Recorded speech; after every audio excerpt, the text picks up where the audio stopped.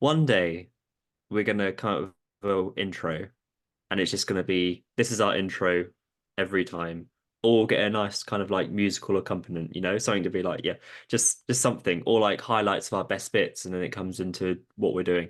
But I don't know. Welcome to Just Not Crick. Is that fine? Are Uh, we i- back? if you can be bothered to do all of that, then sure. I don't know. All I'm going to say is there is one of us that is more likely to do that. Uh, yep. But it is a monumentous day because we have just passed 1,000 Twitter followers, and that means, I guess, some tiny bit of following success to go with our TikTok vibes. So thank you for following, I suppose. You enjoy our social media channels, don't you, Jamie? Of course, I'm on them every second of the day. Frequently. Yeah. But no, thank yeah, if you're one of those, I suppose, thank you for listening to our rambles. I guess let's jump in. I've got a lot of notes, so be ready for some cricket stuff because cricket is happening and it's happening a lot. Are you excited for 3 days' time, Jamie? Yes. Wait, what's today? Wednesday. So, yeah, Champions League final. That'd be dope. I think you mean the ICC T20 World Cup, the third T20 World Cup in 4 years, is it? Because yeah, I'm pretty sure. So yeah, I mean I feel like that's hype. 3 years wouldn't. It does feel like every other year, isn't it? But yeah, we're excited. We're good to go, aren't we? Yes. Now, I think on our last pod, I think I was mistaken in that the format is slightly different this year. Mhm. Um, so it's not the traditional qualifiers into the groups. Um, do you want me to let you know the vibe, what's going to be happening? So it starts with four groups. So Group A, Mhm. Group B, Group C, Group D, which you have everyone in. And then the top two from each group reach the Super Eights. Mhm. There are two Super Eight groups of four teams, and then the top two from those groups reach the semi-final and then final. Um, so you go from four groups to two groups to semis. Why not? Why are you over fucking complicating it? Do you want to know the groups? Sure. So Let's go Group for it. A, and see which group you think is going to be there's always like a tricky group, isn't there? I think where you're not it's more tougher to get through. So Group A, India, Pakistan. Pakistan, who'd have thought it? No. Canada, Ireland, USA. So India, Pakistan, you'd imagine. So it's four groups of five. Yes. Cool. Well, that's also not stupid. More, it feels like more teams though. I could be wrong, but it feels like more teams, which I think is good. And it's good. I think it's good that you have the qualifier teams, so you will play against the bigger teams rather than just having them with a little side hustle beforehand. Feels like they're actually in the World Cup, I suppose. Yeah, but the side hustle pre-drinks is always the I most know, fun yeah, part of every World Cup. I like seeing like Papua New Guinea and Oman like hashing it out. to try and get to the Occasionally, big, like yeah, yeah, occasionally try and get to the beating big boys. Bangladesh or something. And Though I would say with T20 cricket, it means that it's a bit more. I feel like anyone on their day can probably do something or win. Like Ireland have recently beaten Pakistan, I believe, in their recent T20 series. Um, but Ireland are a like semi-competent team most mhm. of the time. The USA should be having jokes made out of them constantly for having They, a cricket team. I've guessed a later I point, but we can bring up now. They did just beat Bangladesh 2-1 in a T20 series. sure, I but don't know if how? that shows I, how bad Bangladesh are. I, but like warm-ups don't mean anything. They're just warm-ups. Yeah, I suppose, but again, it's obviously that is a warm up. It was a official T20 series, so that was their first T20 series win against a Test nation. I'm pretty sure, unless you're counting Ireland. I think they might have beaten Ireland once. But I don't know anything really about the USA team. I know they have got some decent-ish players. I think they've got Corey Anderson playing from there for them now. I'm pretty sure he's at USA. Or is he Canada? He's one of the Americas. Remember Corey Anderson? Name rings a So he used bell. to play for New New Zealand. Zealand. Yeah, he's an all-rounder. And then he's now got citizenship in one of the two. I should probably look it up. Who is he playing for? Um, But that's another stupid thing about international cricket, how you can just swap between nations. Like, yeah, even if you're, I say, agree. Owen Morgan, who is very clearly maddeningly Irish, he chooses to play for England, I know. but After still, playing a quite a significant chunk for Ireland as well. Um, Ed Joyce is the one that always makes me laugh, is that he played a lot for Ireland, then played for England, and then went back to Ireland. Same a bit with Boyd Ranking. So it's a bit like, what's going on? Yeah, sorry, he's USA he's playing for, and he's in looks like some decent kind of form. So I guess taking aside all the ridiculousness that he played for a different country once upon a time, that is quite an experienced international cricketer. But then you can also say he wasn't playing for New Zealand, so is he really gonna hold up against the you know, prime players of today's generation? You'd probably say not, but at least it's an experienced player, I guess, for USA. I again, these T20 World Cups, I really don't have much care for. The things I have care for is these smaller teams and how they go. Um, but yes, yeah, so that's Group A. I realized that's our big round point of talking about Group A. Group B is England, um, Australia. Australia, Namibia, Scotland, and Oman. Um, so you'd expect England, Australia, obviously, to get through there. Um, Again, don't really know anything about the others. Vague bits of Scotland, I suppose. Not quite at Ireland's level, but I wouldn't say massively far off. Um, and yeah, I don't know too much about Namibia and Oman apart from what they've done before. Uh, Thoughts on Group B? I mean, Namibia is that's the David Visser team, isn't it? Sorry, That's David Visser et al., right? could be. I mean, whichever team is the David Visser team has performed well Oh, yes, I'm pretty sure. previously. Yeah, sorry. I Yeah, think yeah. I think so. Is it? Yeah. I think so. Again, let me It's check. either Namibia or Zambia, but I don't think Zambia have been it. Nice. I think it's Namibia. Yeah. Um, And I seem to remember them taking a couple of lightly unexpected scalps. yeah, no, I agree. Yeah, that is Namibia. You are completely right. Yeah. Yeah. GG's. Yeah, I think they performed okay, didn't they? I'm pretty sure in the Australia one. So they'll all of these teams will do bits and they'll do something in the game and be like, oh, that's good.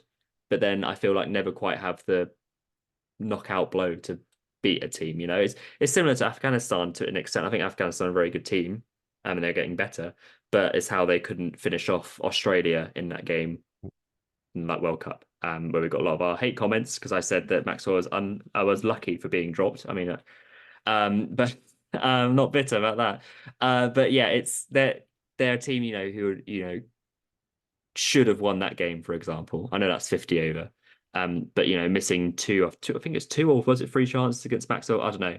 But that's a game they should have 100% won and didn't in the end. I know Maxwell played an absolute well, history making innings, but that's still a game they should have won. So I just feel a lot of these teams just don't have that killing edge, but I think they'll only get better from having more exposure to these bigger teams, if you like. Um, Group C, ready? Yes. I mean, well, yeah. New Zealand, West Indies, Afghanistan, Papua New Guinea, and Uganda. Thoughts? Uh, Alternative JPEG are gonna take that. Yeah, maybe. Yeah, maybe. I mean, they're not.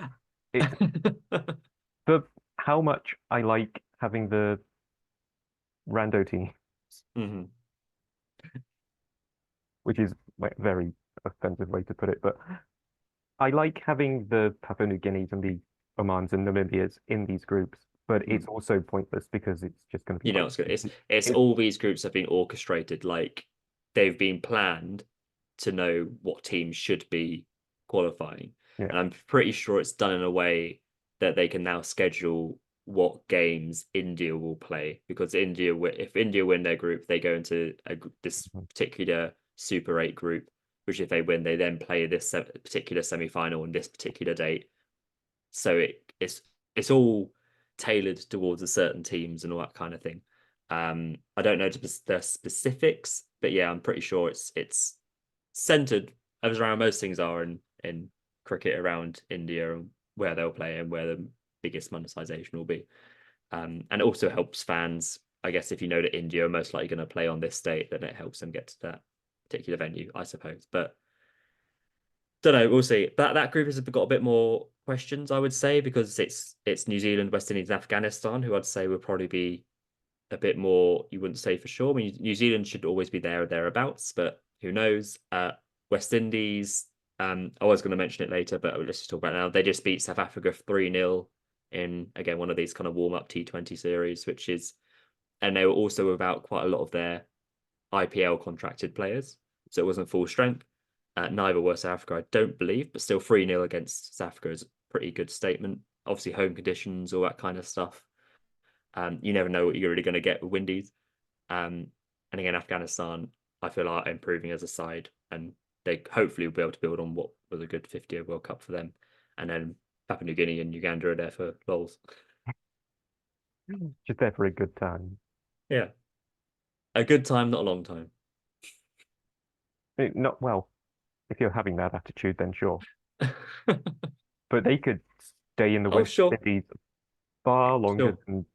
than even the West Indies team do. They could just have a massive Well, yeah, holiday. you never know. Yeah, 100%. There could be one of those ones, but I doubt it. I think this is the group that's more, I would say. So you got South Africa again, just coming off the back of the 3-0 loss, which feels mental considering the side that they have. Netherlands, Bangladesh, Sri Lanka, and Nepal. Uh, Nepal, I think, are going to be exciting and fun. Like from their qualifying stuff and the absolute scenes when they qualified for the T20 World Cup. And I think some of the players they've got um, all seem pretty exciting. I don't know, whether they'll do super well, but I think they have, out of all these teams, from what I've read, they're probably the ones who will do the better of them, is the vibe that I'm getting. Whether then that translates to what they do on the field, we'll see. But I think they'll be pretty hype. Um, but then you've got obviously South Africa, Netherlands, Bangladesh, Sri Lanka. And I could say that two of any of those could qualify, I I would mean, say. I'll have to take your word on Nepal, but it does seem the more balanced of the groups, Yeah, and it just makes me question how they construct the groups because it's clearly not random absolutely not. spot, is it? Because I mean, it must be random to have India and Pakistan in the same group, at the New York venue at one of the most prime times to watch it. That just feels like coincidence. like they're obviously doing it for crowd numbers and television Yeah, numbers, but like India are going to get that regardless of who they're playing. yeah, yeah. Like, why, if you're going to fix when India play Pakistan, why aren't you trying to fix it when they got a bit of I know. pity about it? Yeah, I'm pretty sure the last time they didn't play Pakistan in a ICC tournament, I think was 2003 or 2007. One of the two, which is just silly. I agree. Just do a random draw, and then suddenly, if you end up with a group of England, Australia, India, and Bangladesh, that I think that's much more exciting because then there's every game matters. But you've got teams talking about, oh, maybe for example England, maybe Jofra won't play this game, but he'll play this game, that kind of stuff. But for a World Cup, it feels like you should be having as close to your best team every game, and it feels like, oh, that will just be our little rest game. It just doesn't feel like that should be it. It should be every game has to matter. We have to win every game. I mean, they'll always say that's what they want to do. But England rocking up against Oman over Australia is going to be a completely different vibe, isn't it? So it's just, don't Like, know. I guess part of the benefit of having five teams in the group is each game round, one team will have a rest Yeah, at least. yeah, So, like, maybe that's going to be better for players like Jofra, who are yeah, going for to sure. need a rest more often. But yeah, they'll still find a way to rest some of their better Yeah, players or injury-prone players yeah. against the lesser teams, and that's probably when one of those teams is going to get a surprise win off them. Oh yeah, 100%. Um, but yeah, we'll see.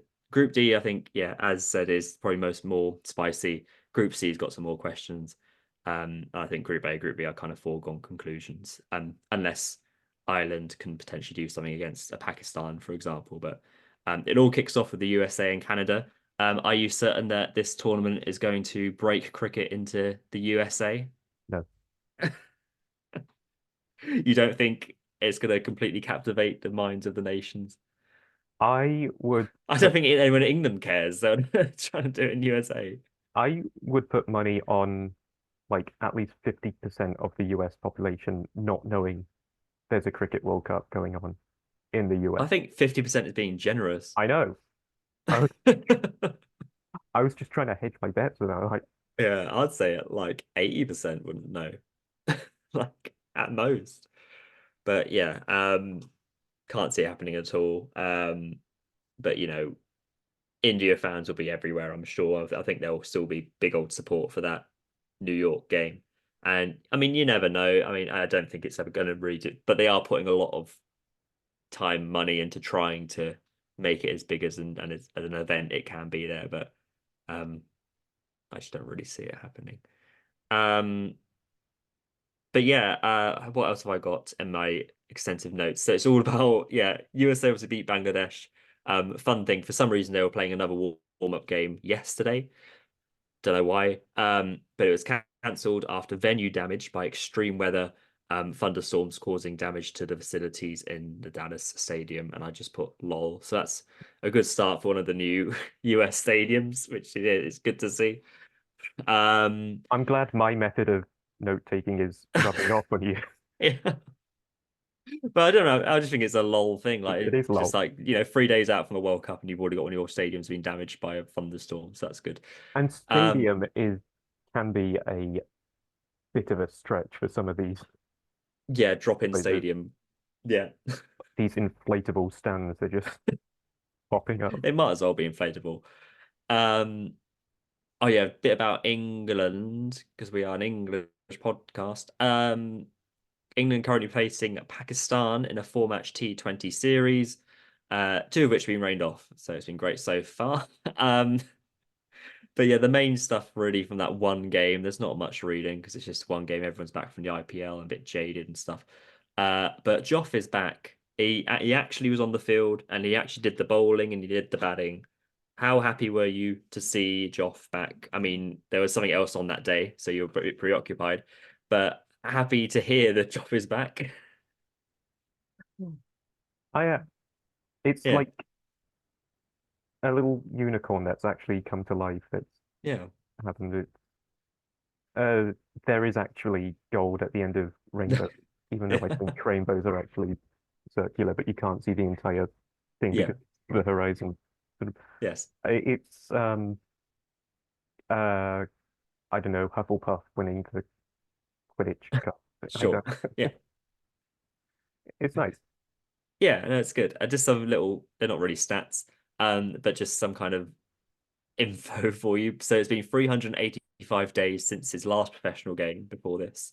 Feels longer. Um, it feels longer, but then it does get longer. It's been 1,347 days since his last international for England, and Feels then 1,714 days since his last game at home in front of fans for England. So that kind of gives you the wider context of how long he's yeah, been out. But that feels more right. yeah, yeah. So that would have been 2019. Um, so it's and then I think last year he played in South Africa and Bangladesh tours. I think he got that sixth for an ODI and stuff. But no, just good that he's back, and he looked like he was fit. He batted well as well. I think he got about 15 off like six balls or something, which is good to see. Pace was up around 90s. Wasn't quite full rapid Joffre pace, but he's still coming back into the game, obviously. But like Uh, considering like the last time I remember him bowling, his pace mhm. was quite down. Like it was 80s or so, like low 80s. Can't remember. Would have been whatever it was against Africa. I think it was high 80s, if anything. but it could be wrong. But yeah, But it think so. felt and looked a lot slower than usual job. Hmm. So Yeah, just knowing it's 90 plus at the minute yeah, feels like his body's allowing him to yeah. do that. Go through the paces a bit, yeah, because he went for, I think his first over went for like 15, and it's sort of like, oh, but it feels like that was just the jitters, and then he ended with figures of like 2 for 28 or something, um, which are good. Um, Did he open the bowling?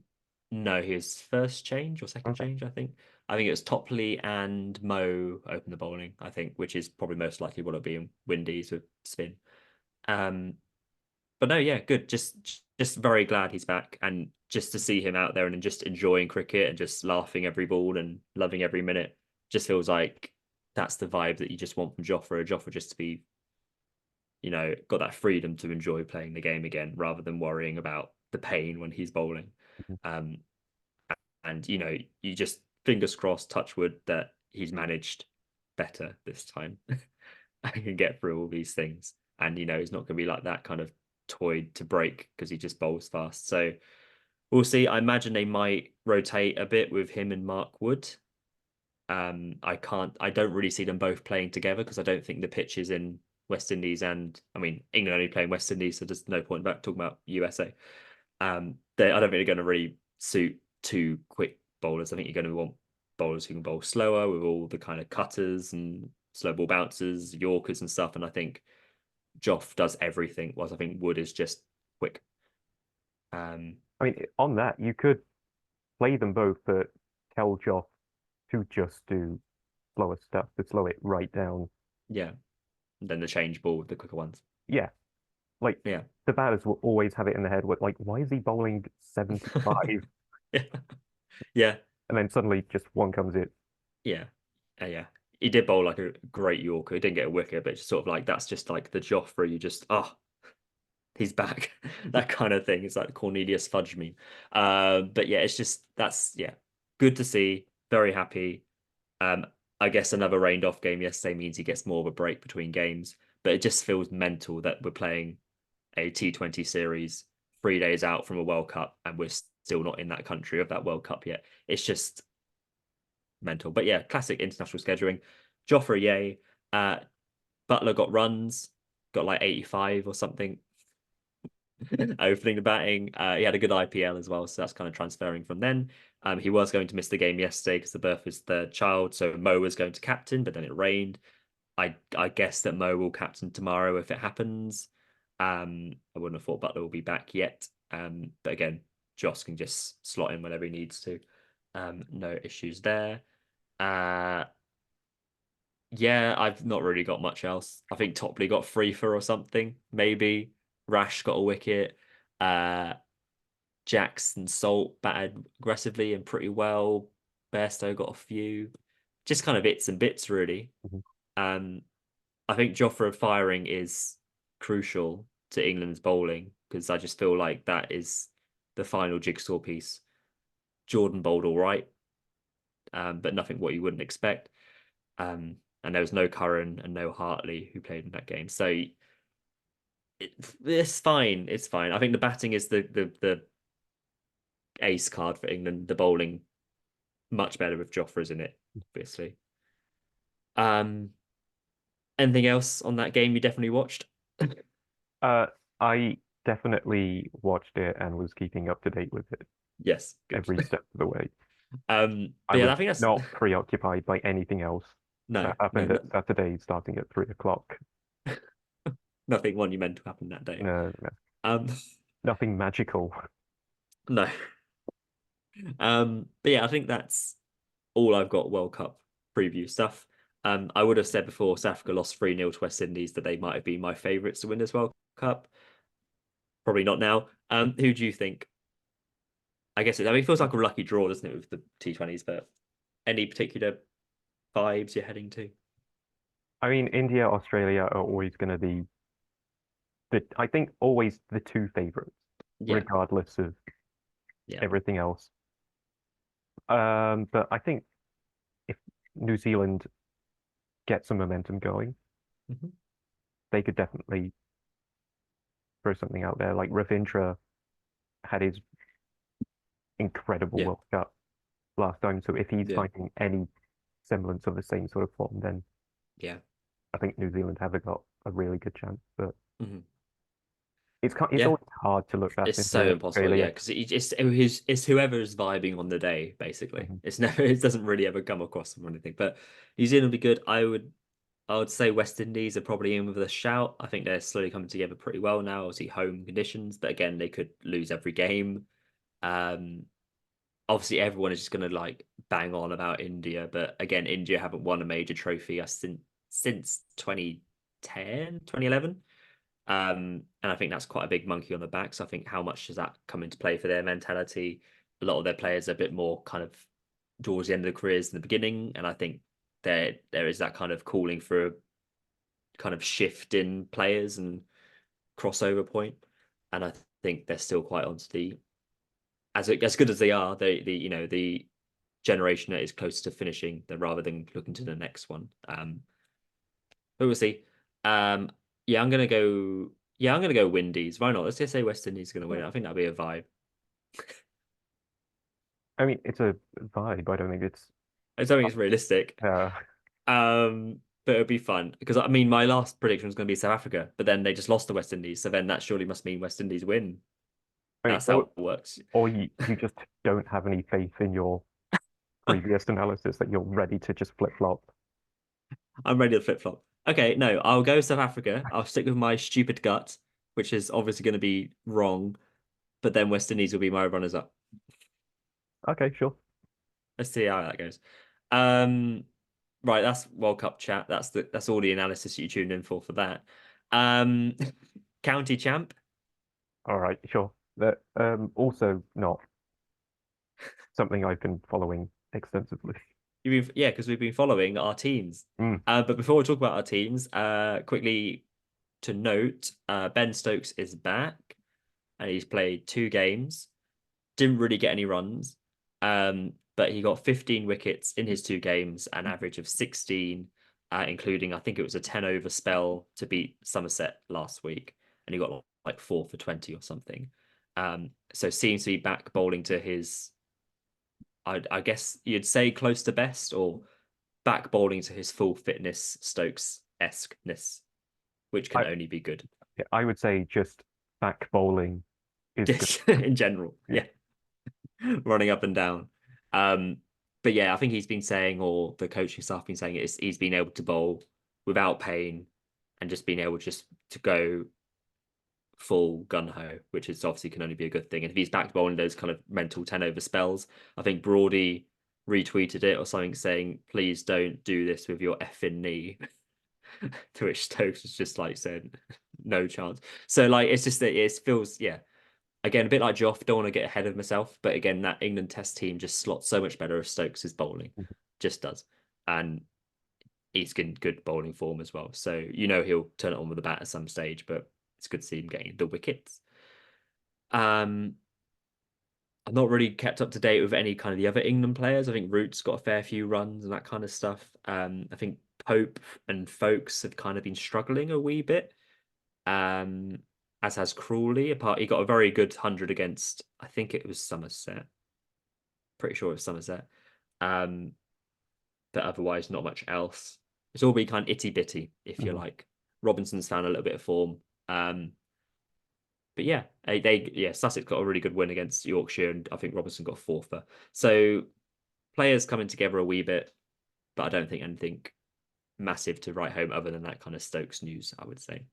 Um, but most important stuff, I think, is Hampshire and Essex. Am I right? Yes. Do you want to go first of Essex, or shall I go first of Hampshire? Oh, let's do Essex. Let's get the Okay. nonsense out the way. Okay, so just the fact when we did our last pod, they were unbeaten, and obviously our last pod was the only way is Essex. Then after that, they lost their next game, Yes. where they lost to Somerset. I think I listened to them. I was doing a lot of gardening that weekend, so I had it on the radio. I felt like, oh, I'm living for this. Um, any thoughts about your beloved team? You're not looking up their stats now, would you be? I've got a couple of scorecards open. Yeah. I've not got the one that you just mentioned open. So it didn't happen, basically. No, it's fiction. It's Yeah, yeah, yeah, lost to the ether. It's yeah. I've got some Uh, points.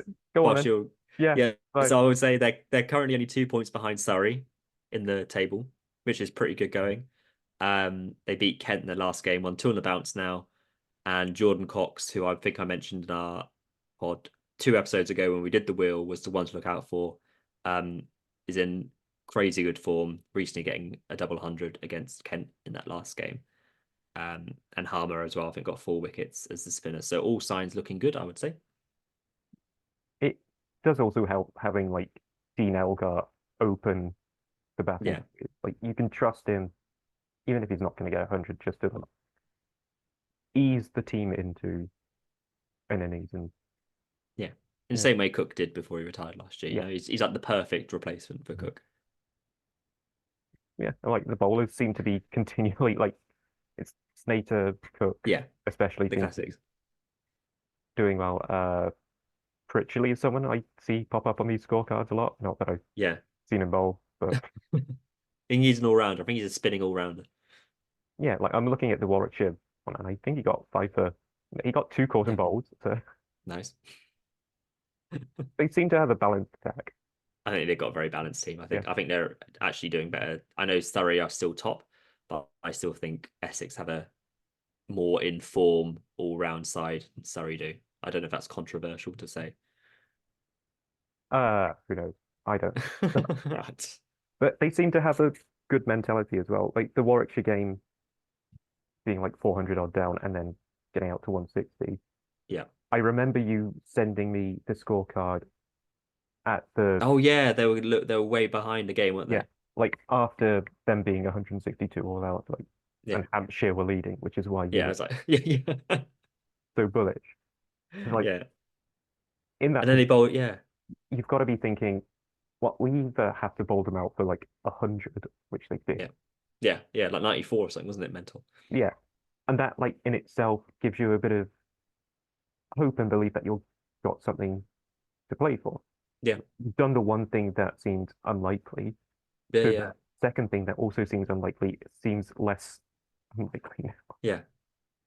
No, yeah, I completely forgot about that. Yeah, I forgot about the game. But that feels like a winning mentality team, you know? That Yeah. feels like a team that would go on and win a title that, that they are, so far behind the game, but then manage to crawl it back from, it feels like nothing at one stage. So yeah, I would forgot And about like the game. yeah. Yes, yeah. And like the Kent game, I think they managed to get Kent all out by the end of day three. Yeah. Kent Now let's still get 10 wickets on had a last day, yeah. yeah, and they did. Yeah, yeah. I think Kent are in a bad spot as well. My unbiased opinion, but yeah, I think finding ways to win is Yeah. important. I think just Essex just do. Um, you could say Surrey do that as well, but I just think Essex just have all the different kind of bowlers and all the different kind of batters who can pull off those things. So, um, a good draw for Essex, I would say. Quick note about Hampshire. They're doing it right. um, They're huh? fourth, they're fourth, aren't they? They're doing it Yeah, right. just Yeah. behind Somerset. Yeah. They came, yeah, I think, it's no coincidence. It was after my kind of scathing review, I think, in our last episode that it started so horrendously. But they've won two on the bounce. Their last game is, I think, the most notable one. They thrashed Surrey, their biggest ever victory by an innings, which is pretty good. There's wickets for Carl Abbott, who's obviously been a kind of a Hampshire through and through over the years. Dawson Organ got wickets and second innings in the hundreds for Albert, Gubbins, and Brown. Um, and they also beat Notts the week before. So I think Notts and Surrey are two pretty big. I mean, not Notts, I don't think are comparable to Surrey, but two big teams to beat on the bounce after some kind of innocuous performances beforehand. Um, Only way is up. And then this week, the T20 Blast starts. And I would say that's definitely Hampshire's preferred format. So you'd hope they then take that kind of momentum they've got into the Blast this week. And then hopefully, only way is Hampshire up. Am I right? You are. Looking at a title race. That'll be fun. Get From neither of us Surrey out of it. being that enthused about the teams that we got to Wouldn't that be bring great? it on, right? That would be fun. But yeah, we've got the Blast. We're halfway through the county championship stuff, so which is mad to think about. So yeah, we're going to go Blast this week, and then whenever the other championship games happen. But I imagine it'll be like a big block of T20 games for about a month or so. So we will see. So we've got T20 county games and T20 internationals Yep, at the same time. yep. And we just had 2 months of the IPL. It's T20s forever. Cool. Okay. So much fun. Right. Some other quick news to bash out quickly. England women have won their two most recent series. I'm going to give you just all the news because I don't know how much you've been following the cricket. I imagine extensively. So they beat Pakistan women 3-0 in a T20 series and have just completed a 2-0 series win in three-match ODI series today. Today, Natsuki Brunt scored her ninth ODI 100. And his little stat attack for you, she currently averages 102 in ODIs since July last year. Pretty good. Yeah, that's enough to make me spit and cough. Like, Yeah, no, you were shocked. I couldn't believe it. You had a live reaction like, whoa. that's pretty good. It's pretty good. But And Sophie Eccleston reached 100 ODI wickets today, and she is the fastest to defeat in ODIs by doing that in 63 innings. And yeah, they won by 178 runs today at Chelmsford, your home ground. Um, but yeah, they have the Women's T20 World Cup in October this year. hmm So if you were tired of T20 cricket, hmm don't worry, there's another World Cup coming. Yay. And that takes place in Bangladesh. But you would say that's a good start, good momentum for them at the beginning of the summer. Um, but yeah, good stuff. More news. Jimmy's retiring. Oh yeah, Uh, that happened. we haven't covered that. We've not been away. And I think we're gonna do, I would say we're gonna do, I feel as when it comes to his last test, we'll cover more of a kind of all-round Jimmy episode, I suppose. Um, but the general premise is that he had a kind of a bit of a tap from the shoulder from the leadership group, being McCullum, Key, and Stokes, telling him that basically Lords would be his last game. McCullum flew all the way from New Zealand for a golf game where they took Anderson, and then obviously would have told him at some point during that. Um, I think Jimmy said it was about an hour-ish meeting they had together. Um, I mean, Jimmy says he's fine with it, but I feel like he's the kind of guy who wouldn't be. If But I you're feel like he's having also. an hour-long meeting, Mm, like, what are you saying yeah, that takes an hour long? Like, surely Jimmy is like, no, no, I'm not. yeah. And it does also It feel does. those Jimmy's not the kind of broad player as he where Broad will be like, I want to write my finale, I'm going to retire here. It feels like Jimmy's the kind of player just, well, I'm fit, I'm going to keep playing. And I feel like he basically would never stop until his body breaks. Um, and I don't know whether taking that decision out just because this whole English mentality is like the Ashes is our pinnacle all the time, and like, oh, if you're not going to be there for the next winter, then there's no point playing you now. Um, I feel just one test this summer just feels a bit random. Is the right? I don't know, random's the right word, but I would have given him just the whole summer, play whatever games he's fit for. If he's still in your best team, he should be playing, in my opinion. And then you can then blood these new bowlers around him with the experience. I guess aside from just going full newbies. Um, but yeah, I don't know. It just feels a bit weird. I don't know. Do you think it's Like, weird, or am I just thinking it's weird? no, it is weird because he's a player that's got 700 test Yeah, wickets for his country.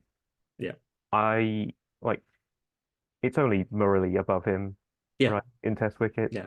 No one's ever going to come close to him now No, as a seam bowler. like the closest is Broad, and he retired Yeah, the year before.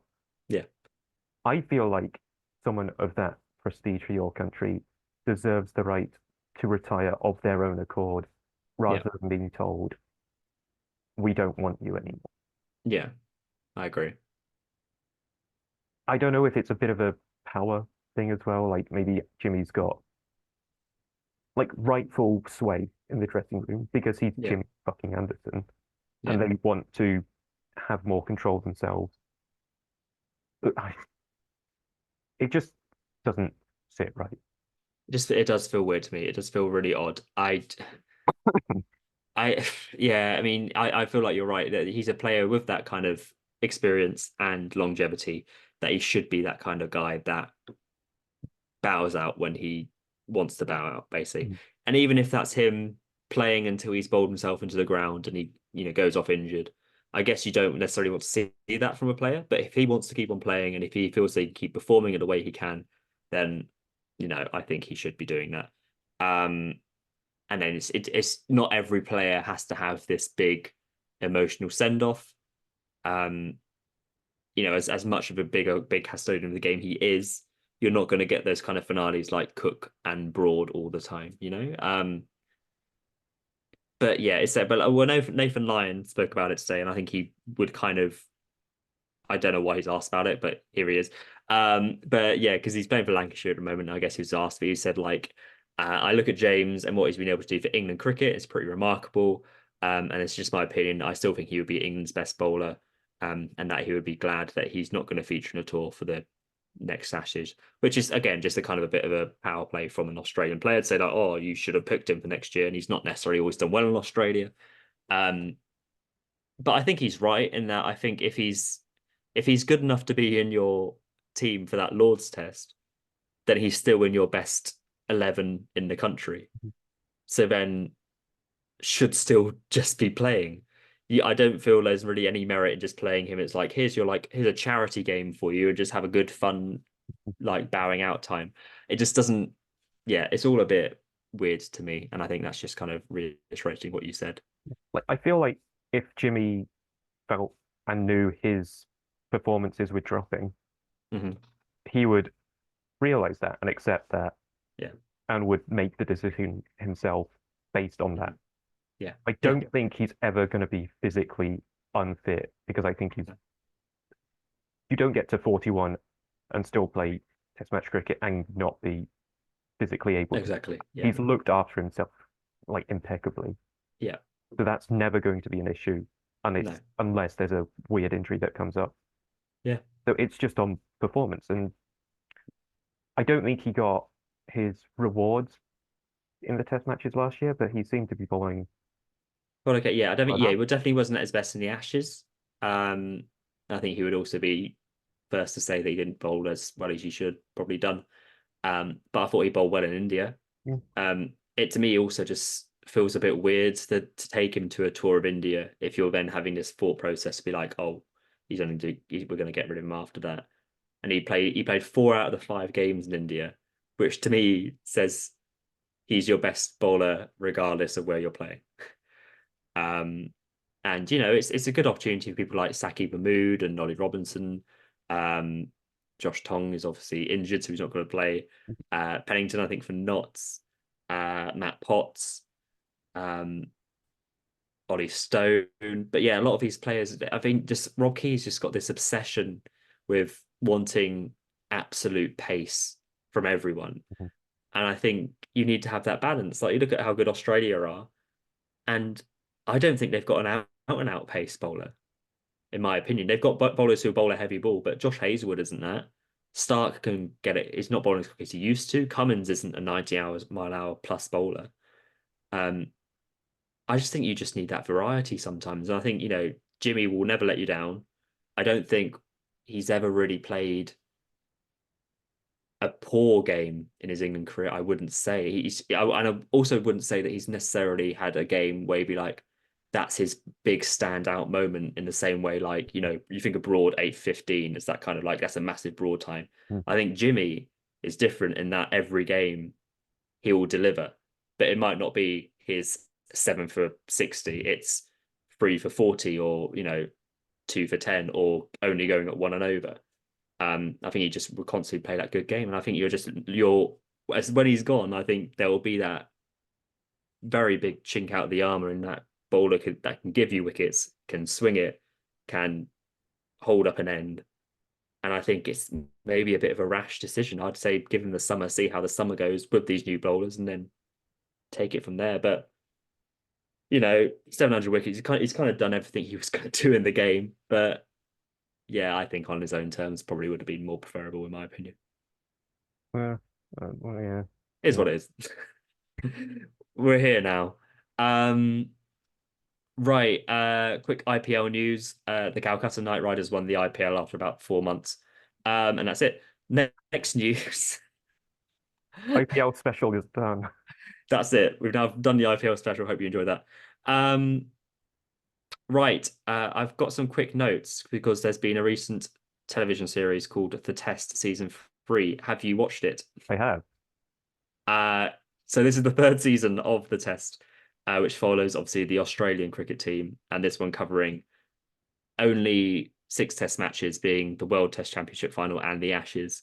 Normally, these series are about 6 to 8 episodes. This one's only three, and I think you can feel that. Mm. Because I mean, you didn't watch season two, did you? I think you watched season one. I watched season one and I Yeah, enjoyed season one. I think that went yeah, into a lot of depth yeah, and it humanized the players quite nicely, especially for England fans to just, yeah. To see them in a new light. yeah, to be like, Um, oh, they're actually pretty cool. there's some decent blokes here. Yeah, Yeah, yeah, yeah. It's all right. Um, so taking that forward, what would you make of the third season of the test? just kind of a bit more boring. I know. And because it was like last year, it's still kind of fresh in the memory. Yeah, Just it felt very not rushed, but it just went through a lot quicker. It wasn't yeah, focused a lot. It had the World Test Championship and the first Ashes game in the same episode. yeah. It did. Yeah, Like, why are you not giving the World Test Championship its own yeah, yeah. episode? Why are you not doing 6 episodes of Yeah, one per test? like Yeah, there were still moments I enjoyed, but it just felt a lot more. yeah. I agree. Let's It's just get it out there and yeah. I no. I completely agree. I felt it felt very yeah. It's trying to condense everything. It all just came down to like rather than what I thought the other series have done pretty well, especially the first series. I think the second series was a bit duller because the matches weren't as interesting. Um, but it the first season, like you say, it really kind of humanized. You got to really know these players. Whilst I felt this series was like, we're only going to pick the spicy big moments and then mm, focus on those as a because everyone wants to know about the Bairstow thing and all that kind of stuff. And it's like, but there's also bigger elements to the game, And I think, the bits that shone out to me were bits from like kind of Kawaja and how big that innings was for Edgerton for him and his family. I didn't know that he took his kid to the press conference. That was very yeah, cute. yeah. And Rachel then is the goat.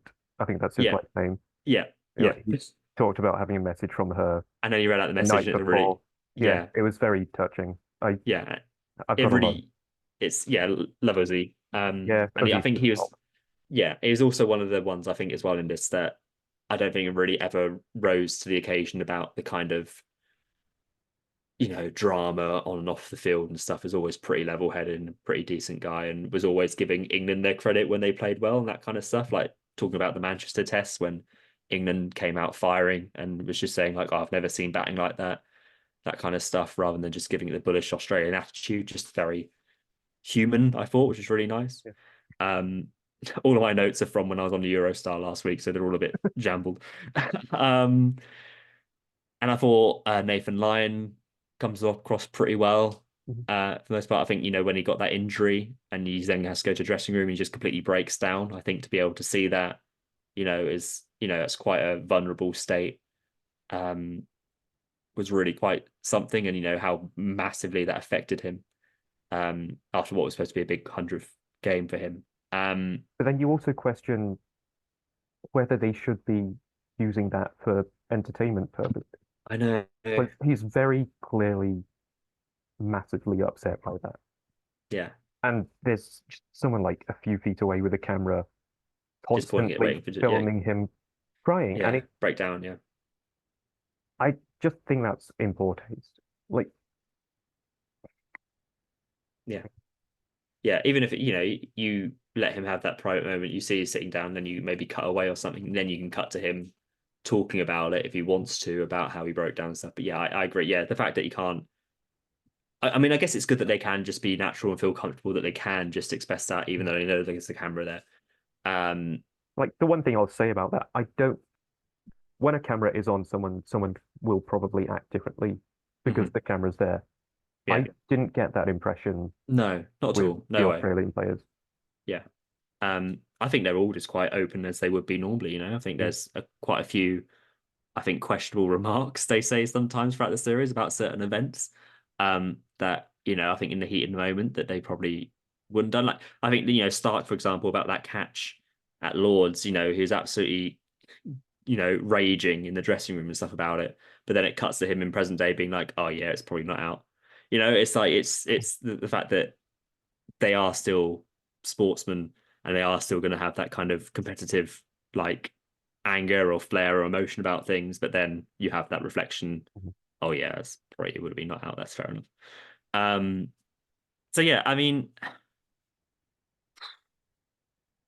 there was also a point that it felt like there was the Carey and the Broads kind of chat after. Obviously, we're going to briefly talk about it. I mean, this topic's been done to absolute death. Um, but we're back here and it's a big talking point. To me, it felt like they were really giving up this vibe about, oh, I can't believe the English fans are like this. I can't believe they're doing this. I can't believe they would be like this to boo us and be so mean. But then you flip that to an Australia perspective and you have, like Broad a few years ago, I say a few years, probably a decade now, where the coach, Darren Eamon said, we want the Australian fans to send him home crying and stuff like that. So it just feels a bit like, oh, I can't believe you're like this. And it's like, but it's also, you can't then say fans aren't the same Mhm. everywhere about sport when something's going to rile them up. Do you know? I guess it just Yeah, feels like like it's like villainizing. what you said earlier. It's like they were picking very clear flashpoints Yeah. from the series, and like the incident itself, they say that is like we just think it's gonna blow over, Yeah. and I think this was the clearest and like most ham-fisted part of this season. Yeah. Like the director, the producers are very clearly trying to set the narrative and the story where you empathize with the Australians Yeah. for a decision that is actually right. Yeah. Yeah. Like there was a montage that played, and it's got like I've got a very good acronym. It showed continually upstanding national treasures Yeah. such as uh, Sir Geoffrey Boycott, Piers Morgan, and Rishi Yeah. Sunak. Yeah. Just go back to the acronym and you'll and it's like, oh, those are people that the English public will fucking hate. Yes. So the English public will form an opinion that is not those people's opinion, Yes. thereby agreeing with Australia that that decision, which was correct, and who Yeah. the shit about the spirit of the game in the first place, Yeah. they were right about it. Yeah. Yeah. And it just felt very heavy-handed in the way that they did it, and so obviously trying to curry favor when they shouldn't have to be doing that for some. No. And I think, it's just digging up old stuff. And I would say that I'm pretty sure most England fans, again, a bit like Stark, on reflection, would be like, oh, yeah, it's out. Move on, whatever. Like, I think, in the heat of an Ashes and that kind of the game's on the line, and then something that out of the ordinary happens where, you might have another team not do that or potentially withdraw an appeal, then it's going to cause a bit of like furor, and it's not something you really want to see. But I completely understand English fans at Lords, you know, going completely at the Aussies because then it creates a hostile environment for them. It builds something out of nothing, and you get that innings from Stokes where he gets like 150 odd from that emotion, that vibe, and Broad, and that's just sport. That just happens. I do not agree at all with what happened in the long room and all that kind of stuff. That's just stupid. But like, competitive sport is going to get tough and competitive, and I don't think you can just rock up and feel as though like, the crowd's just going to like us and have our back and stuff like that. It's a fierce old rivalry, and I think that's just sport. I think the way it was like, boo I England fans mean, I'm maybe off the court here, but that's just like I don't even think that was their main issue with it. I don't like no. they were gonna.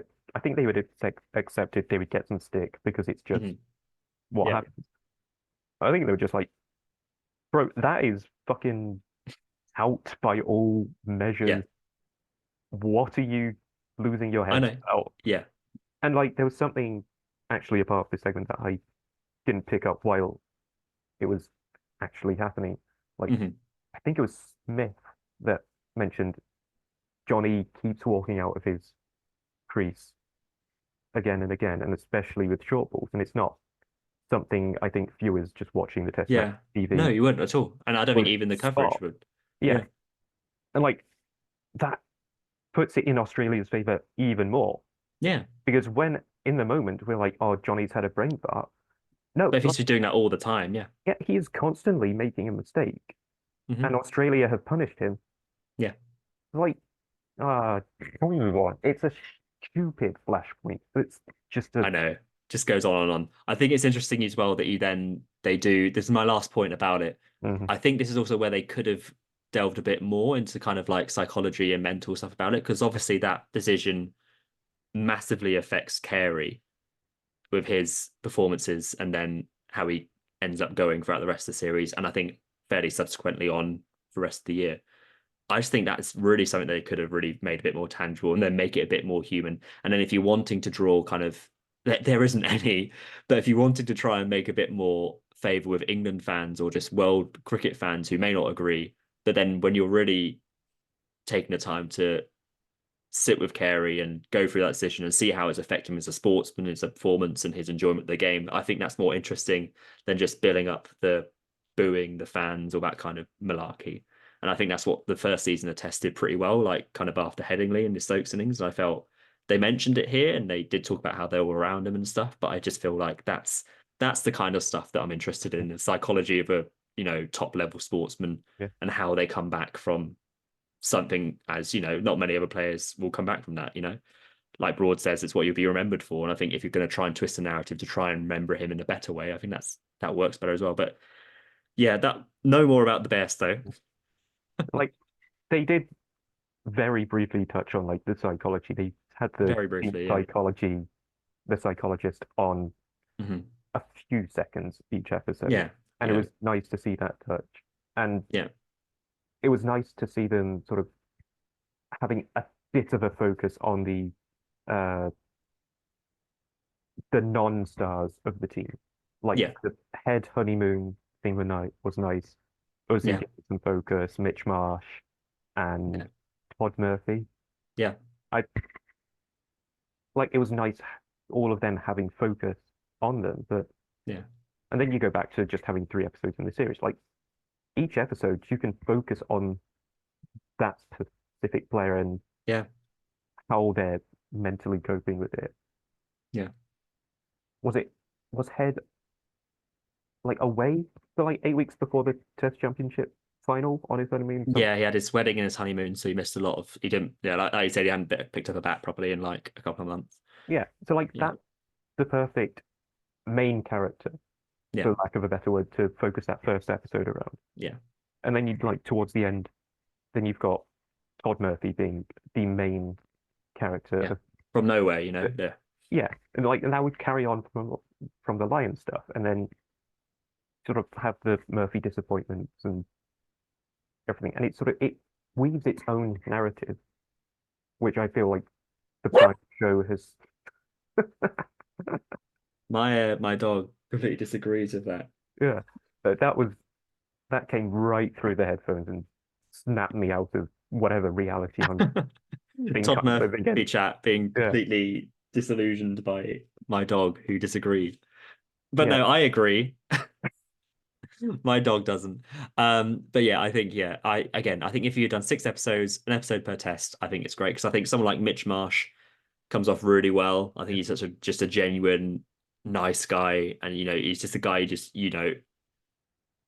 he's obviously a mate to everyone in that team, and I think everyone enjoys his company, that kind of stuff. And I think everyone really rivaled in his success at Headingley and that kind of stuff. But then you then compare that, like they crammed in the Marsh stuff at the end of episode 2 to be like, oh, that was an amazing performance. And then they round up the Headingley test at the beginning of the last episode in like 10 minutes and then move on to the next one. And I just feel like it does this too much, where it's like, we're going to focus on the stuff that Australia did really well. But then when they lose the game, it's like, oh yeah, and then it fell apart, and then no, we're off to Manchester. And it's like, but I want to, I think that's what again what the first series did so well, that you see the real highs and lows, and you are with the team throughout all of it, not always just, oh, someone got 100 here or someone got wickets here. I think I want to be in that dressing room when everything's going good or everything's going bad. I don't think just focusing on the best bits or the highlights of their players is necessarily a good thing. Like the Manchester test was just literally like, oh, and the Oval as well was like, oh, day one, 1 second clip, day two, 2 seconds clip. And it's like, oh, but and then we'll focus on here on the last day. It's like, but that's just not how a test match works. And like, especially test cricket, that it just completely, it's 5 days and there's so many narratives and you're just solely focusing on what you think is the highlights. And I think it's just a bit of a shame, in Yeah. my opinion. It was weird, like with the oval segment, Hmm. that they barely touched on it being Broad's last game. They didn't. The only That's it all. was Broad's last game was from NASA's commentary. Yeah, It didn't come from anything else. like it's very strange they would miss stuff like that out. Yeah. And But yeah, it just feels a bit like, and I'm sure they talk about off field and stuff like that, but it feels a bit, that kind of feels a bit, Broad is such a big old pantomime villain for Australia and has played against them so much. I don't understand why that's not a thing. Be like, you wouldn't at least address it and address previous stuff that's happened before and be like, this is quite a big player and a big moment. We want to spoil that moment or that kind of stuff. Um, like if you want to create a narrative for the season, then yeah, you can obviously start with like Warner doing like the one-on-one diary room interviews, being like, "Oh, yeah, Broad is getting you out loads of times in the yeah, Ashes before," yeah, and then you can sort of chronicleize that rivalry throughout yeah, the 5 tests until you yeah, get to the Broad retirement moment, yeah. and maybe you have like a nice word from Warner on I think that'd been great. Broad, Yeah. like, you know, Yeah. I think the only thing, like, there's the one bit from Cummins about Broad, which isn't to do with anything, but it's about, in again, the Lord's test. Like, Cummins says something along the lines of when Broad was telling him, like, oh, I can't believe you did that or whatever. And it was like, oh yeah, Broadie, because you're a custodian for good spirit of cricket, all that kind of stuff, all that blah blah blah. And then Broad was like, oh, you're not going to get any mates from the crowd, are you? And Cummins has said something along the lines of, yeah, they're not my mates, mate, or whatever. It's like that's the only kind of stuff you get from Broad being like, oh, he's not a custodian for the spirit of cricket himself, blah blah. yeah. But then and then narratively to be like, oh, then it's going to be Broad's last game. Let's just have a quick one-off moment, be like, GG's, mate, you know? Mm. Yeah, that has just reminded me, like post Bairstow incident when the long room is Yeah. giving the Australians some stick, and when they're in the dressing room after, they're talking about like, I think it's Mitch Marsh is like, why are you giving us stick? Like you wrote the fucking rule. Yeah, yeah, yeah, Like yeah. Yeah, it's just the funniest moment. I know. Yeah. Because it's just so stupid, isn't it? From all those kind of old farts in the long room, it's just ridiculous. Um, Um, like another non-series specific point is like during the Stokes drop, it was yeah, very interesting to see how most of the Australians were like, no, you should lose the review. But I've got a point about that. Yeah. Steve Smith comes in and is like, Yeah. No. no, I think it's fair if Yeah. they should Yeah. retain the review. It's like I think he's wrong, but I think it was an interesting point that I he think it's really interesting. I think it also bubbles down to what that dressing room was like. I think both teams, I think, got really just caught up in that kind of mental rivalry that had just been stemmed from Bazball, from the Bairstow stuff, from all everything and the crowd. That I feel as though there was a bit of hostility, I think, from Australia in that kind of dressing room vibe, where they were, come and said something a bit like well, spirit of cricket or that kind of. But then Smith was just completely dead faced, be like, no, I don't think they should have lost the review. And I didn't think I'd ever be like, it's such a mad character development plot twist that Steve Smith is suddenly the guy I'm rooting for. That he just comes in a completely calm environment. You even got Andrew McDonald there as the coach, who I also think, as an aside, is probably the most least motivating coach I've ever seen. Compared it to like, Justin Langer of season one, who's a very predominant, and then Andrew McDonald's sort of here being like, I'm the coach. I'm not really saying anything. And then he's like, oh yeah, Smith, yeah, because of that, it means they don't get it. It's all good. And then Smith's like, no, what? I don't agree. And Marnus is like, whose team are we on? I think it's just quite a good image for Steve Smith to be like Yeah, amongst all the mental chat to be like, I'm sticking with my gun. I agree with Stokes. I'm not going to change my mind just because everyone in here disagrees. yeah, I think it's really good to see. yeah, sure. Like he's definitely wrong, but it was a very interesting Yeah, I think it's a revelation, really interesting dynamic. and it's I think it's only something that he'd be comfortable because the team is so close and tight knit. Like Yeah, they're not gonna hold it against him that he thinks England should benefit from that yeah, because they trust that's what he actually believes. yeah, yeah. No, I agree. But also with that test, the whole changing of the ball thing was just an absolute bore. Like that bit went on for like Mm. 15 minutes. Like, and what makes me laugh is that you have Warner and Khawaja. As soon as that ball's changed, they've only faced two balls. Be like, oh, that's a really difficult ball. But it's like that's almost so pessimistic of them to be like, oh, there's nothing we can do now. They've changed the ball. We can't win this game. But then you see like Smith and Travis Head then almost get Australia back to winning points again. And it's not the ball that then wins the game. It's England bowling, breaking it up. Mo gets the wicket of Travis Head. The ball doesn't win England the game in the end. It prizes the door open, I guess, slightly. But it's not like they get 10 for 20. And it's just like the fact they go on about the ball for so long. And it's just there's so much press from Australia to be like England are Yeah, very whiny.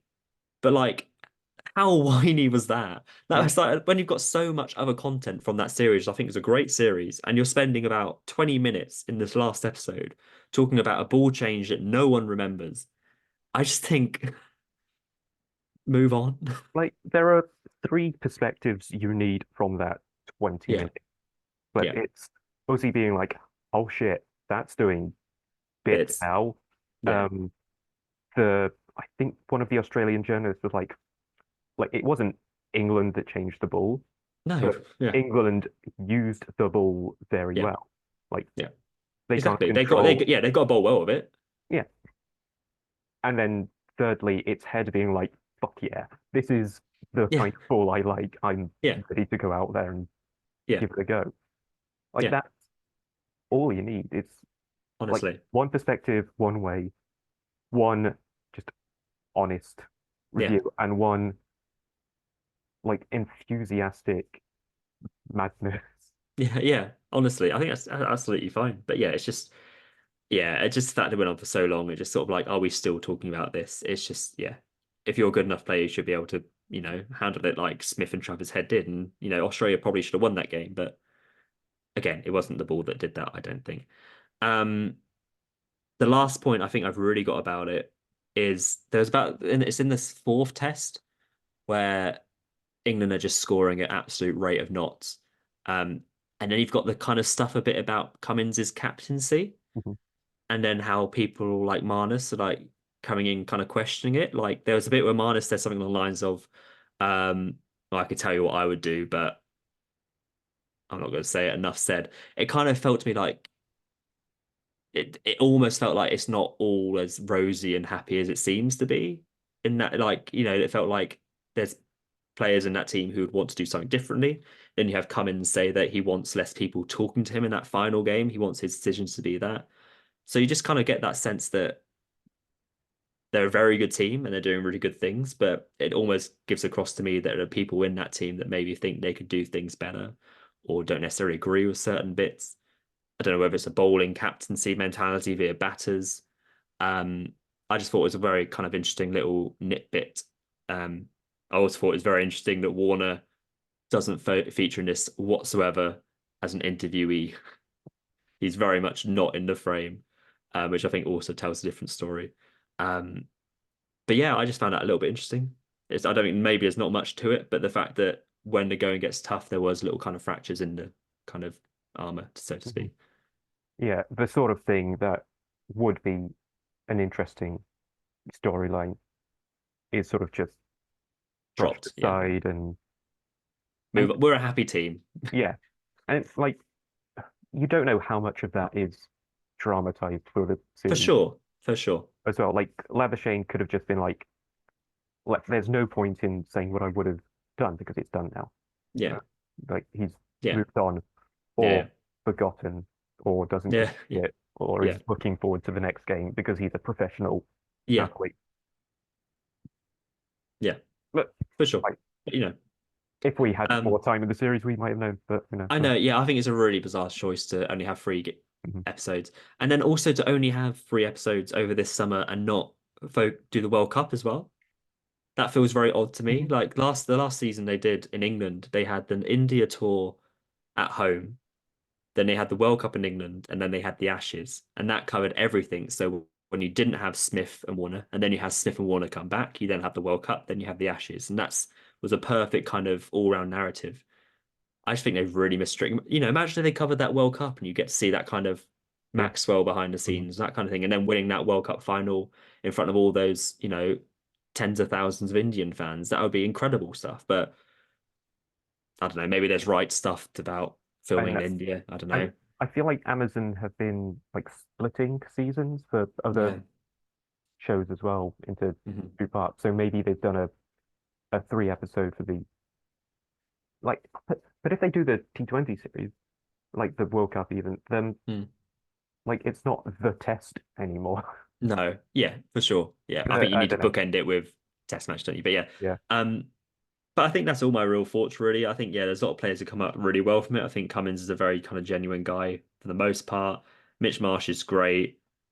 Yeah, I think, like you say, Uzi's amazing. I think Khawaja was also the highlight of the second season as well. If you ever get around to watching that about how he returns to the test team in that other Ashes, I think he's just a really kind of just genuine, decent guy. I'm quite glad for his success. But yeah, I think he's probably the standout. And some nice little story beats that could definitely have been expanded upon, basically, in a nutshell. I think that's it from me, really. And that's it from the test, I guess. Yes. Right, final part. Just very, very quickly, had our uh Twitter followers quickly have some quick thoughts. If you want to hear their opinions about the test. Let's go. All Yeah. 1001 of them. Let's do it. Quick fast. For sake of it, I'll just do two. All right, fine. Um, so Yosef, who said it felt like it could have been at least an episode longer. Felt like certain parts of the series were skipped and or done very quickly, and stuff could have been fleshed out more. So would Yeah. agree with us Okay. basically. And then from Chris, right from the start, felt like it was rushed. First episode of the World Test Championship final and the first Ashes Test. No mention of Smith's 100 in the World Test Championships. Very good point. They spent way too long showing England bat. Would have been nice to see a little bit more time spent on the details. Spent less time spent on the details of the ball change last test. They left a lot out. So kind of basically the same points. Rushed, not really covering all the story. Could have been better Yeah. I mean, in we a could nutshell. just let those two. Do the pod. Yeah. I Yeah. mean, just read those out before we had And that our would have been it rather than talk lengthy about that for 20 analysis. And minutes. we, yeah, Yeah. But yeah, I'm happy to say that this episode is sponsored by Prime Video, who did the test. it's almost as if Prime can't make good TV shows consistently. Prime would love to sponsor us. I mean, we only have good things to say about the Rings of Power and the Test series. So I mean, I like The Boys and I like The Marvelous Mrs. Maisel. So that, I liked The Boys and I liked Fallout. oh yeah, Fallout was good. Yeah, Yeah, enjoy Fallout. yeah. So, you know, some swings, some misses. Uh, but yeah, that's the test. Mm, You said you got a couple of just not cricks. I do. There may have been some hints as to me not following cricket as closely, especially the last few days. Sure. I especially didn't realize the T20 against Pakistan was happening on Saturday Yeah, because the most magical of wild dreams happened. fever dream. Yeah, Manchester United obviously smashed City in the FA Cup final. I didn't watch it. Is smashed the right word?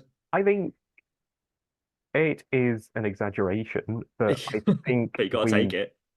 I think we thoroughly deserved the win. I don't think City particularly showed up at all, Sure. especially in the first half. Like we have been trying out a 4-2-4-esque formation against Newcastle and Brighton, which seemed like Ten Hag was just adapting to the players he had or giving players a rest and using what he Yeah. had at his disposal. But Hmm. like in hindsight, post final, he was very clearly setting that team up to be prepared for City. Like Yeah. having like a box of four central midfielders to close off the central area, having Garnacho and Rashford very narrow, Hmm. so that even if City were to have another player like Bernardo Silva drop back to try and Yeah. give them the advantage again, they're not able to do that because Rashford and Garnacho are so narrow that they're still Yeah. closing that space off.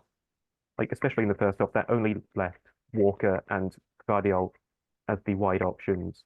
Hmm. It's like Dallo and Wan-Bissaka can deal with them 1v1. Yeah. Like we completely we were in control for that first half. Like it was so strange watching United play so well. After this season, yeah. Yeah, Because I mean, I don't really have much technical nous about any of this. But I think from a, story-wise FA Cup narrative, it feels like it was always destined for United to win this. Like, I would that's- disagree. but I'm saying this from my vagueness. The fact that you had that mental game against Coventry, where it could have gone so badly and it could have been, it could have very easily have gone out to Coventry. That could have been, that was very close to happening. To then going on to beat City just feels like, of course, that would happen in this kind of weird scenario we're in, that you could almost lose to Coventry, but then you beat City in the final. And I think that's just kind of what the FA Cup can bring.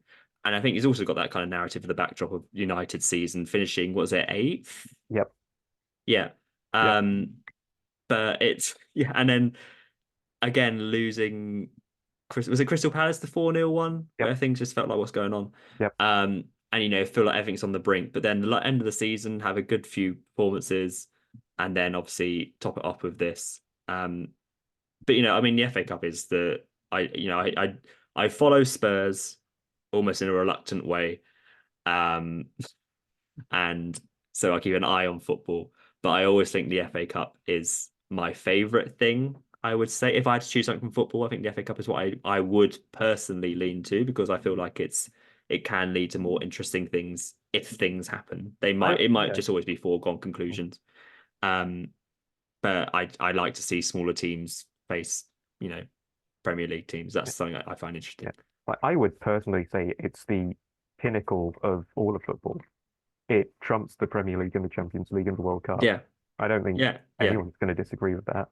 yeah, But like, it was just such a nice sort of release after the atrocity that has been this season otherwise. yeah, Like, we could have played poorly against City and still won, and the United fans would have still had that sort of a bittersweet moment because like we still played shit, yeah. and that A jammy win or something. yeah, but like we really properly deserved it, and like the second goal especially like highlighted how well we were playing. Like we played right from our own box Yeah, through City's midfield, and like yeah. honestly, the no look pass from Bruno is just it has me in a tizzy every time I think about it. It's just amazing, and it, like two academy products, teenagers. Yeah, I think that's also a really good thing. Right, like Yeah. it just felt like everything was perfectly set up Hmm. for it. Yeah. It- Yeah. I feel like after your torturous year of it, I think it's quite, especially with all the Cheltenham stuff, it's quite nice for you to have a nice end of the season yeah, high that you can look back with some fondness on. yeah, and it is very nice for it to be a positive for United. But Yeah. the amount of other clubs' days that we ruined was fucking fantastic as well. Like obviously, City Yeah. played worse than City usually do and didn't win Yeah. the FA Cup. Yeah. We knocked Chelsea out of Europa League into Into the the Conference conference. League. Yeah. We knocked Newcastle out of Europe altogether. We Yeah. fucking rattled Arsenal and Liverpool fans for no reason. It Yeah. just makes it all that much sweeter. The cherry on the top, you could say. But no, I am happy for you. I have no care at all about Oh, and I it's like the United women's team also won their FA Cup final as well. nice. So like We're on good times. double FA Cup winners, Yeah. which is yeah. Good vibes. And then next season, who knows? Yep, who fucking knows? Could be 10 out of 10 Hags, could be no Hags, could be Champions League top four, could be top seven. I mean, top seven would be an improvement. Yeah. Yeah. Only way is up after winning the FA Cup, surely. I don't Maybe. think so. Not with it being the pinnacle of everything football. I think it's very hard to top that. After having True. beaten the allegedly best team in the world. Yeah. But Yeah. But yeah, GG's. Well thank you. done, Manchester United. Um, I mean, I'm not gonna have anything else to add. I mean, you barely give a shit. I'm just, I I'm do just, think though, if I had to pinpoint to anything, I think the Coventry game was the one game that I enjoyed watching or enjoyed or have had found interest in from the season. I just thought that was an absolutely mental game. The fact that Coventry were like, that off an onside goal at the end to win it 4-3 or whatever it was.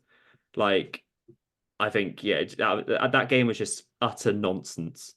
And I only watched, I think when Coventry got 2 goals back, I think it was, I thought, I'll give it a look.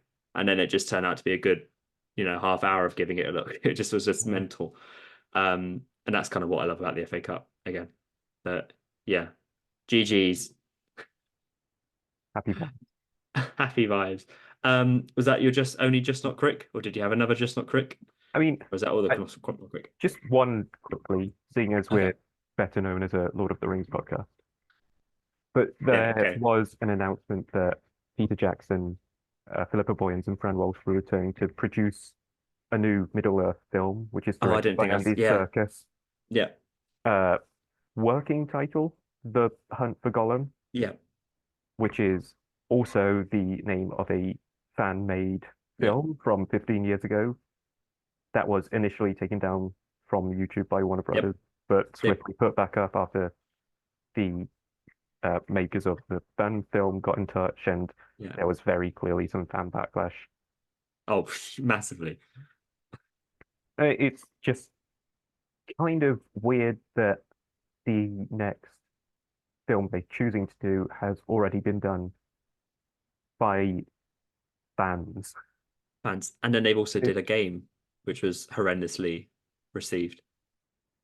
yeah, but like I don't think this will have focus, like a massive focus on Gollum as a character.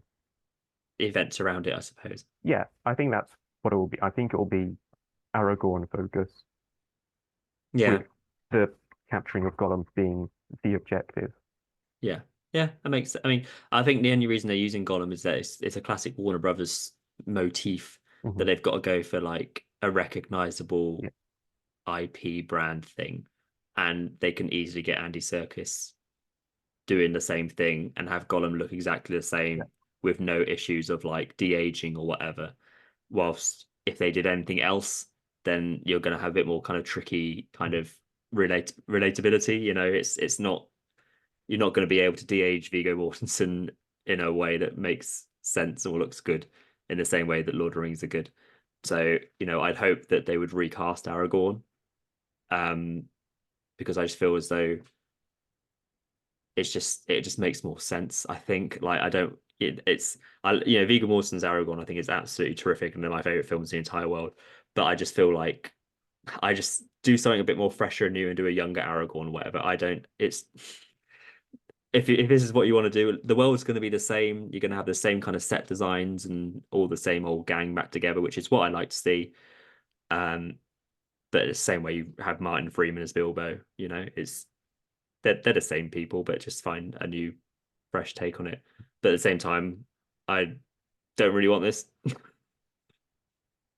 And like, if there wasn't a fan film, like it would, I think there would be a bit more of a warmer reception to it. Maybe, yeah. But because it's bro, it's been Yeah. done.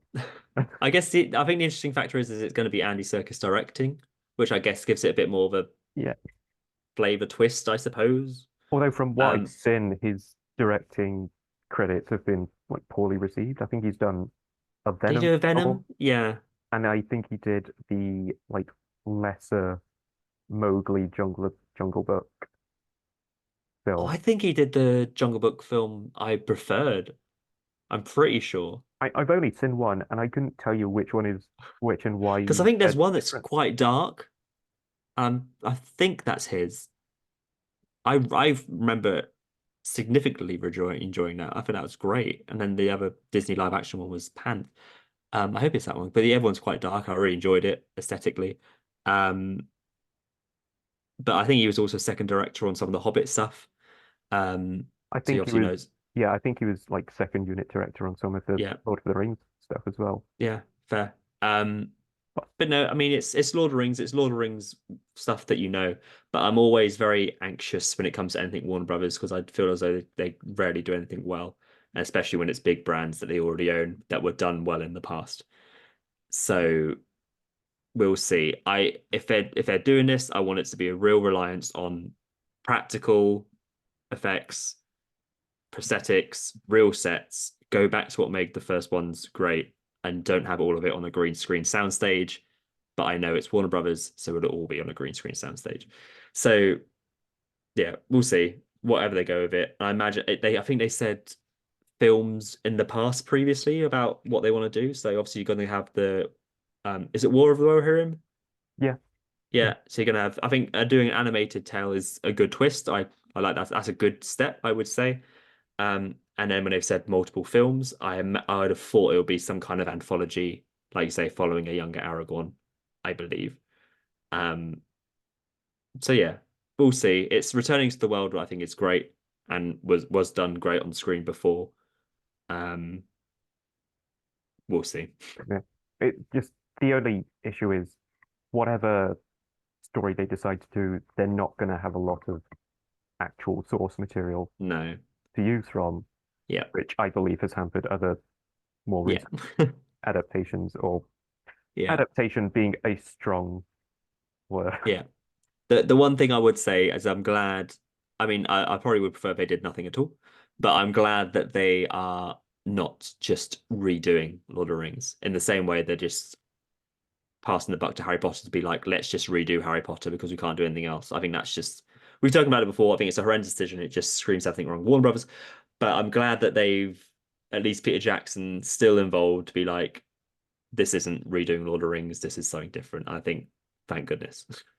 Like, Good. honestly, I would have really loved if they just got Guillermo del Toro and been like, what sort of Middle Earth film do you want to do? Yeah. And like, just see what Yeah. visual style he would have done for The Hobbit. Yeah. Andy Serkis, as much as we both love him, I think is just kind of a safe He'll pick. do the same job that Peter Jackson does. Yeah. Yeah, and Yeah. like, he's already Gollum, so you can just be like, do the Yeah. dirty as well, bro. Yeah. So like, Del Toro would have a very distinct and clear Yeah. aesthetic and tonal shift from what we Yeah. already know from the Lord of the Yeah. Rings. And I think that's what I would, if it's either nothing or go a bit mad with it. Yeah. Yeah. I agree. I think that's what would be my point a lot around again Warner Brothers IPs. Like when it came to Harry Potter, when I still cared. Um, like the fact that they got David Yates to do the Fantastic Beasts films, which was just the most boring, Mm. safe bet that you could ever do, as opposed to giving it to like an Alfonso Cuarón again or something, or someone new to be like, give us a fresh, different style Mhm. wizarding world or a different style Middle Earth that doesn't have to be connected to anything before. You can create it however you like, and then to see that artistic vision is much it then feels original and creative as opposed to just let's bring out more nostalgia over story, and that's just the problem with you know Hollywood right now if you want. Yeah, Blah blah blah. but that is the major issue with cinema. Like they did it with Patty Jenkins, I think, was on board to do the Wonder Woman film, and then she left. Edgar Wright was on the first Ant-Man film for a large portion of it before he left. Yeah, And it's just like these production companies just want yes men in the director's role so they can push yeah, out 100%. the same kind of film again. But like, Yeah. who And I actually think really no one, yeah, I like think all audience of is also film? cottoning onto it a bit as well. You know, you Yeah, look at the decline of Marvel recently, that's just because they've just been churning out whatever they want to from just directors no one's heard of, and just for the producer or Kevin Feige, whatever, has said, this is the story I want, and then just do that. I don't, there's nothing, there's no, here's a good story. You know, it just bothers me. Like, you know, Harry Potter was new once. Why are we not doing something new? Why are we not looking at another source material that we can adapt and change and bring to a new light? It's just, like when you've got smaller films like Ant-Man or the Marvels, like that's yeah, you've got a platform for a director to be a bit more creative because yeah, like you're not it's less of a risk to be creative on those yeah, films as opposed yeah. to the big Avengers films or whatever. I know, Like yeah, you see how much the Harry Potter fandom loves Prisoner of Azkaban, and yeah, that is exactly. basically down to Alfonso Cuarón. 100%.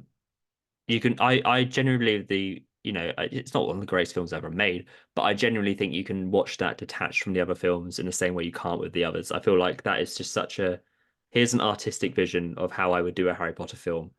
Like he changes half the sets for like, and all the costumes, like canonically and continuity wise, it makes zero sense from the Chamber of Secrets to that. It makes, you know, it's, I remember as a kid being like, that's annoying. But then as an adult, you don't appreciate it, be like, okay, no, actually, I understand why you've done that and why you've made this choice and why that's different. And it's just interesting and there's, you know, gravity to it, but blah, blah, blah.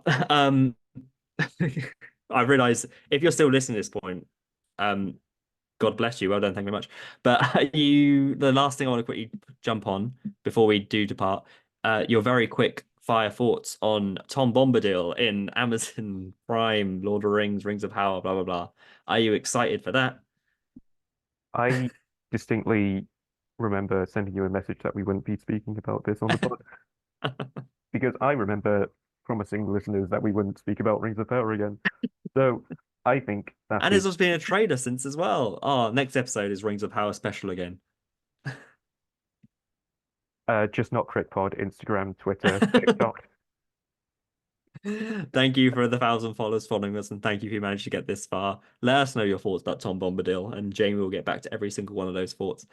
Um, I think we'll probably be back soon because the World Cup does start in 3 days. So maybe we'll do a similar thing as we've done last time. You people seem to like that before we do little review shows.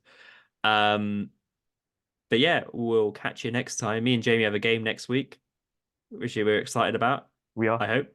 yeah, Um, we've had our first game of the season. Maybe we'll talk more about them next time. I don't know. I'm rambling now because I realize I've almost been speaking about 2 hours. Um, longest pod ever, most listeners ever, or most followers ever. Thank you for podding with us. pod. Pod pod. I don't have anything funny to say to sign off. Just No, pod. Tom Bombadil. Boo.